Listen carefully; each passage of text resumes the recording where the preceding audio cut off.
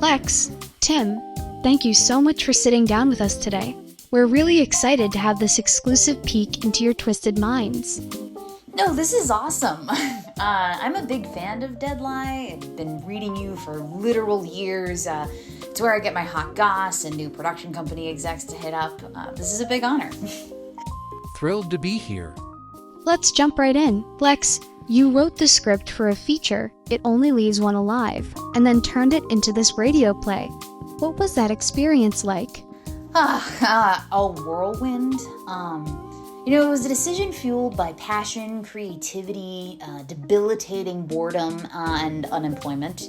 I wrote this script and was just so excited by the concept that I wanted to get it out into the world. My personal brand is dump a bunch of people in a single location and pick them off one by one, so it's already pretty play-like. I was extremely fortunate to have been surrounded by such talented people as well. I initially sent the script to Elyse for feedback. I have a weird development process where I ruminate on an idea for too long, then I bang out a first draft in 36 hours in order to see, well, is there an actual story there? And for this in particular, these characters and even the tone were so different from my other stuff that I wanted to make sure I wasn't blinded by my excitement for the creature at the heart of the story, and hopefully one day hugely successful franchise. The merchandising potential alone is huge. Tim, this is your breakout role. What was the casting process like? Tim, was there anything you had to do in order to prepare for your role? I have a very specific image in my head for what I wanted the marionette to look like, and unfortunately it wasn't a marionette, at all. At least not in the traditional sense. I feel like when people think puppet or marionette, they immediately jump to something that is production designed to be creepy looking, like something that lost its charm with time, like porcelain dolls, right? But for me, the thing that makes the marionette terrifying in It Only Leaves One Alive is the fact that, spoiler alert, it wears the last person it left alive. That's the puppet fear factor I wanted to lean into. So the image I had in my head was actually of the wooden artist, mannequins. The facelessness and the joint articulation exemplified the blank slate of the marionette that I wanted. And when I found Tim, I knew we had found it. You spend most of your life being told that you can only do one thing, and then one day, life comes a-knockin' and lets you know that you are who you choose to be. That's from my favorite film, The Iron Giant. Have you ever thought of yourself as a performer? No. I'm pretty awkward and stiff despite being collaborative and flexible, literally and figuratively across the board. But when Lexx reached out with this crazy idea, I don't know, I thought it was pretty inspiring. I had the time and I like horror movies. It was just reading a PDF, so the worst thing that could happen was that I said no. And I'm so happy that I read it. Anthropomorphic things such as myself get a bad rep in a lot of these stories. Kind of like what Lexx was getting at earlier. So many portrayals are overtly creepy. Have you seen the movie The Conjuring? Oh God. No, I'll behave.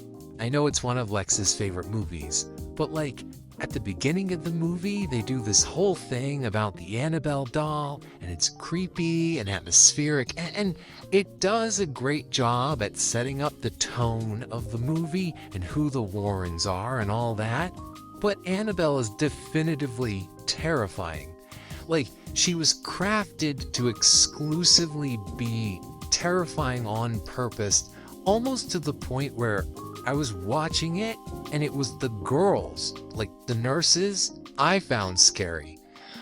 What do you mean you don't see anything wrong with this doll covered in graveyard dirt and with a face absolutely no craftsman would put on a product to sell to children? The original Annabelle doll was a Raggedy Ann doll, which, I don't think kids today are lining up around the block to get at their local department store. Tim, what year do you think it is? Point is, at least it was an actual doll. So when I dove into this script and the marionette was dynamic and got to do scary things instead of just be overly production designed, I felt like I had a lot of room to really have fun with this. That's it. Did you do anything specific to prepare for this role? Lexx gave me a list of movies to check out in terms of getting a feeling for the tone and kind of what I was going to be in for. That was really helpful. The makeup process was the biggest learning curve. And I'm so grateful for how patient and collaborative you were throughout that. Do you dig your new look? I finally feel like me. What was the makeup process exactly? My dad was big into putting together like model kits, anything from Gundam to Predator. So I grew up around paints, techniques, and zip kicker. The look for the marionette needed to be stained. You know, it's worn so much skin over the years that it seeped into the wood. We needed to have old blood and new blood in there. So a combination of brown, red, and black paint and a ton of patience got us to the final product, which I am very happy with. So Tim, when you're not being terrifying, what are you doing? Who is Tim Aterone? And what's next for you? What a great, loaded set of questions. I'm a simple guy. I like simple things. I like dogs, hanging out with my friends. I'm pretty boring. I don't think enjoying your time is boring. Fair. As far as who is Tim Aterone, I'm just me, an anagram for marionette. I spent my whole life with one purpose, and suddenly, boom, I had another. What's next? Who knows? I really enjoyed working on this project. Might go back to my old life. Might try something new. I think it's exciting to not really know. Hopefully the art department will utilize you in the real feature version of this crazy thing. Huh, that's the dream. Tim, Lexx, thank you so much for joining us for this interview. It was great to get more insights on It Only Leaves One Alive. Where can people find you and more of your work? I'm always keeping people posted on my shenanigans on my Instagram at The Right Kind of Wrong.